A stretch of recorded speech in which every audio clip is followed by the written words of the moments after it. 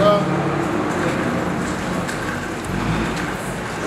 am always overwhelmed each time I see people who have no business with other people trying to help people. It strikes me because I was born in Nigeria. You know, Nigeria is in the west part of Africa. And I was sent as a new priest, a young priest, to Malawi. And I didn't know where Malawi was. So I had to ask my boss, where is Malawi in Africa? And he showed me a tiny country down between South Africa and Zambia. He showed me Malawi. And I tried to explain to my people where Malawi was. Not better. So that day came, we packed our bags and we were so excited. But the excitement died as we were approaching Malawi because the pilot asked us, okay, we are approaching Malawi and this is Lake Malawi. So we looked down and saw Lake Malawi. But as I navigated my eyes through to where we stopped, I saw no buildings. So I asked, do people live here? And the lady that was sitting close to me said, yes. When you get down, you will see. And I thought that was a joke. But cut a long story short, I got there, I was depressed because of what I saw. I was not ready for what I saw. And on a Sunday, the brothers I met there said, oh, Father, just let's do for mass. They wanted to introduce me. And we went for mass. He had seldom begun in the name of the Father, and I heard a loud cry at the back. I said, where is the church? There is no church here. We're doing the mass outside. And people scattered. So when that cry came got my ears, and we were asking, what is happening? He said in their language, a child just died there. And he continued the mass as if nothing happened, but I was so bothered about the situation. He said, well, welcome to Malawi. You will see many of this kind. Just know that you are here to mourn with the people, to laugh with them, and if possible, if you have any energy left, to preach the word. So that was my first experience that Sunday. And on Wednesday, that week, a woman came with a child. The child was so sick, so malnourished, for lack of words, I will not describe that much. And she brought the child to me. I didn't understand the language, so I called the cooks. He said, look, you could hear what this woman says. Please tell me, be the spokesperson between us and her. And she said she brought the child for prayers.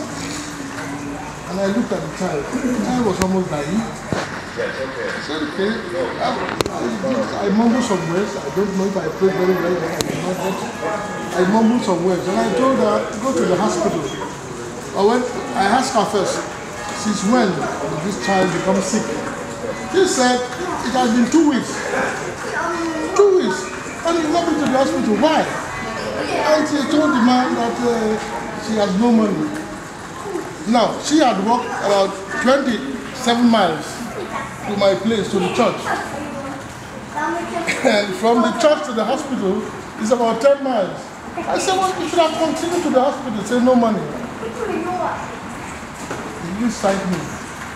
So, I told the cook, what should we do for her? You have to take the child to the hospital. Am I the father? So I started arguing. But as I was arguing in that process, the child died in my hands. So that was the first time someone died in my house. And I looked at the child was not breathing again. But before the child died, the child looked at me and smiled and died.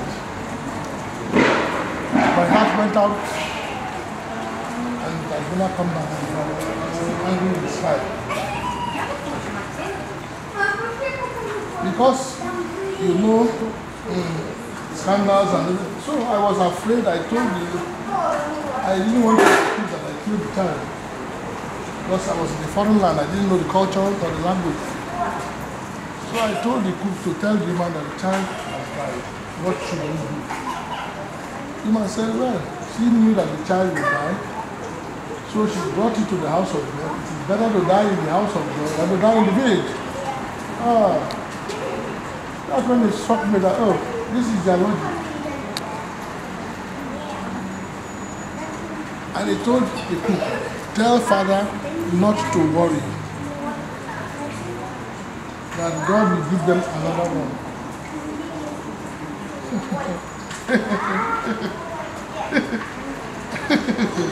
I didn't know how to laugh or to cry. So I told the cook, tell her that we are sorry. He said, no need, no need. He has pleased God to come back. The child was suffering too much. You know, at that time, in that situation, the old theology I studied in the seminary disappeared in my head. The philosophy went out this way. Psychology went out this way. But what came to my mind is this would have been me 40 years ago if my parents were not privileged. He said, okay, we have to arrange for the child's funeral. How do we go about that? Okay, I had to buy coffee. I had to tell the cook to start announcing to the people that the child died here.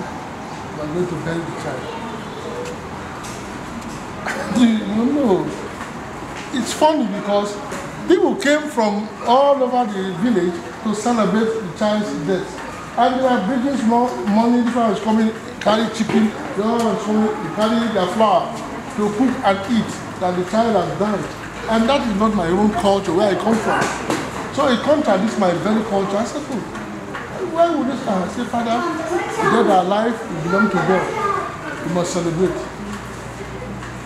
So thank you, Father. Thank you for the reality of why it is, and the reality why we volunteer, and the reality why these two are walking. Can we give Father a round of applause, please?